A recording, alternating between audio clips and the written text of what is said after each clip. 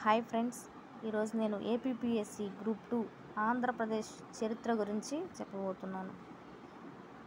ఇందులో first topic చరిత్ర పూర్వయుగం, దాని యొక్క ఆధారాలు.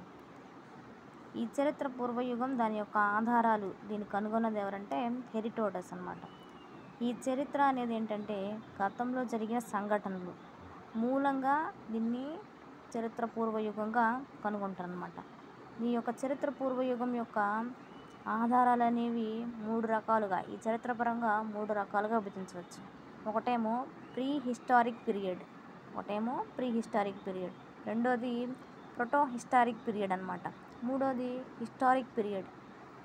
ఈ ప్రీ హిస్టారిక్ పీరియడ్ని చరిత్ర పూర్వయుగం అని కూడా అంటారనమాట. దీన్ని కనుగొన్నది ఎవరంటే డేనియల్ విల్సన్ అనే అతను కనుగొన్నాడు అనమాట. దీనికి లిఖిత పూర్వ ఆధారాలు అనేవి లేవన్నమాట. ఇందులో సెకండ్ వచ్చేసి ప్రోటో హిస్టారిక్ పీరియడ్. దీన్ని ఏమంటారంటే పురాలేఖ సంధి చరిత్ర అని కూడా అంటారనమాట. ఈ ప్రోటో హిస్టారిక్ పీరియడ్లో లిపి అనేది మనకు సరిగ్గా అర్థం కాదనమాట. దీనికి మాత్రం ఆధారాలు అనేవి ఉన్నాయన్నమాట. ఎగ్జాంపుల్ ఏంటంటే సింధు నాగరికత.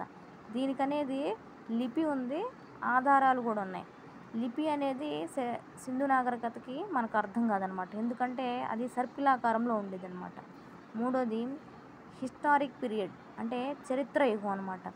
దీనికి ఆధారాలు, లిపి రెండు ఉన్నాయి అన్నమాట. దీని యొక్క లిపిని కూడా మనం అర్థం చేసుకోవచ్చు అనమాట. అయితే ఇందులో వచ్చేసి చరిత్ర పూర్వయుగం అంటే ప్రీ హిస్టారిక్ పీరియడ్ గురించి తెలుసుకుందాం. అయితే ఈ చరిత్ర పూర్వయుగం అనేది ఏంటంటే అసలు భూమి ఏ విధంగా ఏర్పడింది, మానవుడి జీవన విధానం ఎలా ఉంది అని తెలుసుకుంటాం అన్నమాట. ఈ భూమి అనేది 400 కోట్ల సంవత్సరాల క్రితమే ఏర్పడింది అనమాట. అయితే దీన్ని ఏమంటారంటే అజీవిక కాలం అంటారనమాట. ఇది అనేది వెరీ ఇంపార్టెంట్ అనమాట. దీన్ని కనుగొంది ఎవరంటే ప్లిస్టోసిన్ అనమాట. ఈ కాలంలో ఏంటంటే మానవ ఆకృతి ఏ విధంగా ఏర్పడింది అనేది తెలుసుకోవచ్చు అనమాట. ఏ యుగంలో అంటే చతుర్దశ యుగంలో అనమాట. మానవుడు అనాగరికుడుగా, సంచారకుడుగా రాళ్ళను పనిముట్లుగా ఉపయోగించాడనమాట ఈ యుగంలో. అయితే ఈ పనిముట్ల ఆధారంగా ఈ యుగాలను ఈ 5 రకాలుగా విభజించవచ్చు అనమాట. ఒకటి పాత, మధ్య, కొత్త, తామ్రశిలాయుగం, లోహయుగం అనమాట. అయితే ఈ పాత రాతి యుగాన్ని ఏమని పిలుస్తారంటే ప్రాచీన శిలాయుగం అని పిలుస్తారు. ఇది ఎప్పుడు ఏర్పడిందంటే 150,000 BC అంటే బిఫోర్ క్రైస్ట్. అప్పటి నుంచి 9,000 బిఫోర్ క్రైస్ట్ అప్పటి వరకు అనమాట. ఇంకోటి మధ్యరాతి యుగం. ఇది 9,000 BC నుండి 4,000 BC వరకు.